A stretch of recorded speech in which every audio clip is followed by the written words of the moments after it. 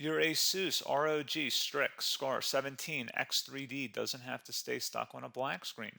Follow these repair methods to fix boot issues, restore Windows, and recover your laptop using built-in recovery features. A lot of errors pertain to this problem, and we're going to go ahead and jump into what should hopefully be a pretty straightforward process, guys. And we're going to go ahead and jump right into it. So first thing I'd recommend doing would be to actually go ahead and boot to the troubleshooting utility on Windows 11. So if you do a hard power off 3 times in a row, Windows should automatically attempt to launch the starter prepared utility. And if it doesn't find anything, it will give you the option to select advanced settings, in which case it would take you to a screen that looks like this. Now, if it does not take you to a screen that looks like this, or you're unable to get to that, you can also download the Windows 10 Media Creation Utility, or Windows 11. They probably will make a creation utility for Windows 11 at some point.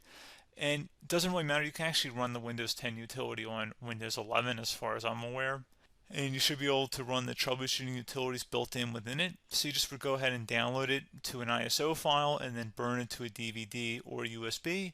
It'd have to be about 4 gigabytes or more. It couldn't be a small USB flash drive, and it couldn't be a CD. It'd have to be a DVD. And then you boot your computer from it. So depending on the computer manufacturer, you'd have to tap a different key on your keyboard in order to launch that menu, in order to select what boot drive you want to go off of. So it could be anything between the escape key, F2, F8, F12, for example. And those are the function keys on the top of your keyboard.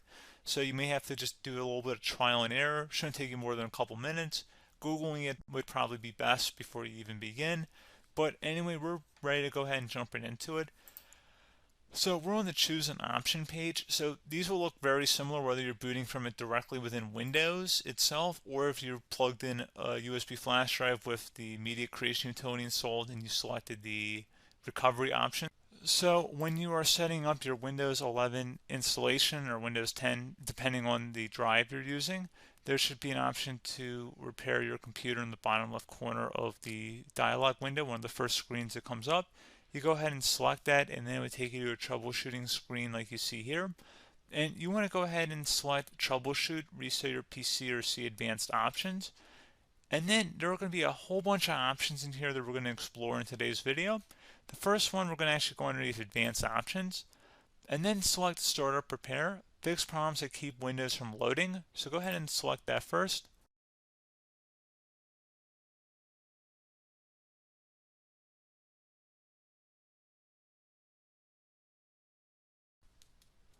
Okay, so you can see it could not repair our PC. That was our first option we could try. Something else, if we go back into advanced options here and then select troubleshoot, we're going to go underneath advanced options again. You can go ahead and actually access safe mode by selecting startup settings. And then if you select the restart button, you have the option on the screen select safe mode with networking, which will give you a key on the screen. It'll tell you which key to press to enter that. I believe it's the F7 key. It'll do that for you. I'm not going to go over that in today's tutorial because I don't really want to go into safe mode, but you're more than welcome to attempt that by going into here and then selecting restart. Again, it'll launch another screen. It'll say what key do you want to press, and it'll give you like 7 or 8 different options, and you want to select safe mode with networking. There's also an option for a command prompt too, but that's going to be something we're going to cover later in this video, and we don't even have to go through that in order to access it. So that's why I'm not going to really push for that, because unless you know exactly what's causing the problem, you probably don't need to go into safe mode. Unless you're trying to recover files, in which case then you definitely can go into safe mode, but we're trying to actually recover our computer here. So I hope that makes sense. Something else we can also try here as well would be to uninstall updates, remove recently installed quality or feature updates from Windows. So if you go ahead and select that, you can uninstall the latest quality updates, which generally is the more day-to-day updates. Feature updates are the less regularly released ones, like the big ones. I would equate it to service packs in like Windows 7 and Windows Vista and Windows XP. So larger updates that occur once or twice a year at most. And the quality updates are more just a regular update. So probably obviously depend, it'll take longer if you're going to try and uninstall the latest feature update versus quality update. And maybe you don't need to go back that far. So just giving you guys a couple pointers with that.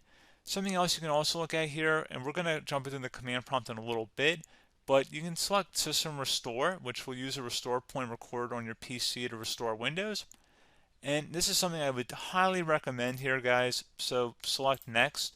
Assuming you have a restore point saved on your computer, you go ahead and select the most recently created one, and you'll select Next, and then you'll select the drive. You shouldn't actually have to select the drive. You can scan for affected programs, but we're going to keep it all default here, and then we're going to select Finish.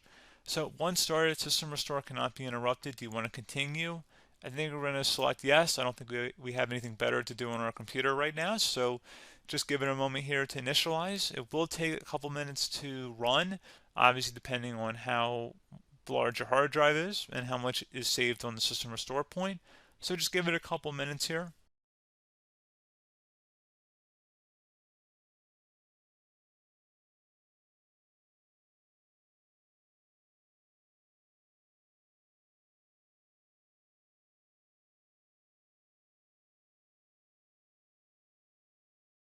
Okay, so you can see the system has been restored successfully. We're going to go over a couple different methods in addition to that if that did not work. So I'm just going to pause the video and we're going to start back on the recovery screen that we started with. Okay, so a couple other things we can try here too. If you go back into troubleshoot, you can select reset your PC, while you choose to keep or remove your personal files and then reinstalls Windows. You can select to keep my files, which will remove apps and settings but keeps your personal files. You can also select remove everything, which will remove all of your personal files, apps, and settings. So this is more of a factory reset, the second option here. First option, it should not delete all of your personal files. However, it will pretty much clear most of your programs. And keep in mind, there's no guarantee that your information, number one, is even still available and easily recoverable on your computer to the point that you actually would be able to recover anything. And the second point is that there's always a chance that it won't actually recover and it will just do a factory reset anyway. So there's no guarantee that actually would keep your files anyway. So I would recommend trying to get a recovery tool and backing that up first before selecting it anyway. But again, those are a couple of different options. And then something else you can try here if you go back to the choose an option. Another option, if you go underneath choose an option and select troubleshoot, advanced options, and now select where it says command prompt. Okay, so the first thing we should do is type our main hard drive here. In most cases, it should be the C drive. So you just do a C colon and then hit enter on your keyboard. So once you're underneath the C drive, we're going to type in dir and then hit enter on your keyboard.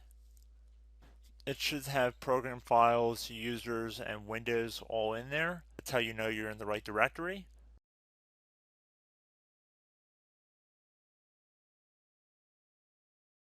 In some cases, it might be the D drive as well, so just keep that in mind.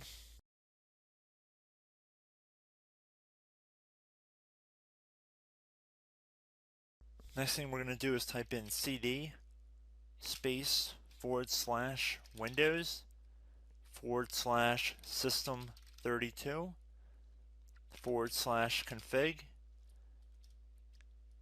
and then you're going to hit enter on your keyboard.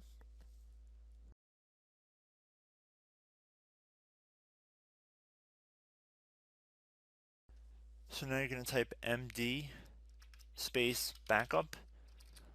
If you've seen other tutorials, it might also say to put down md backup. That's because the backup name is pretty common when you want to back something up. So you can name this whatever you want, doesn't have to be backup. So if you've already made a backup folder in the past, you could do backup 1, for example. So once you're done setting the name you want the backup to be called, hit enter on your keyboard again.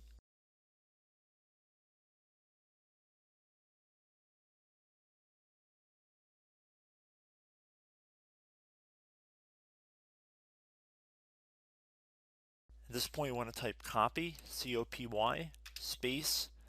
Then you want to do the star symbol above the 8 key. Then do a period or a dot, whatever you want to call it. Then another star sign, and then another space, and then type backup. And then hit enter on your keyboard.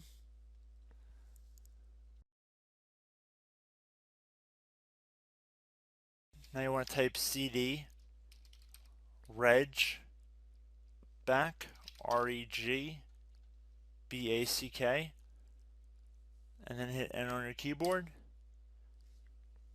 So now that we are under the reg back, so now you want to type dir again, and then hit enter.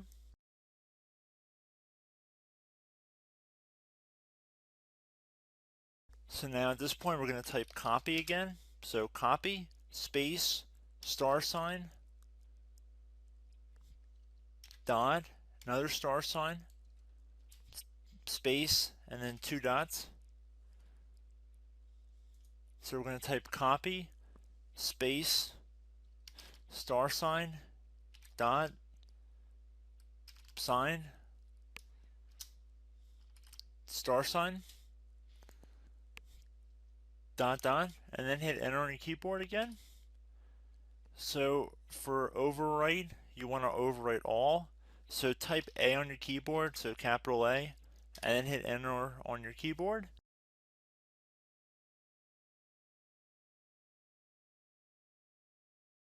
So at this point you should be good to go. You can close out of the command prompt window, and if you accidentally continue to Windows 10 you should be all set. So I hope one of these 3 or 4 different methods we went through in this tutorial helped you guys out.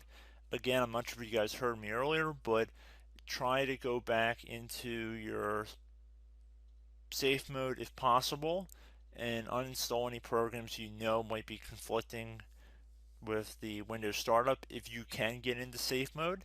So just keep that in mind. Something very simple like that could be blocking up everything. So again, I hope this tutorial helped you guys out, and I will catch you in the next tutorial. Goodbye.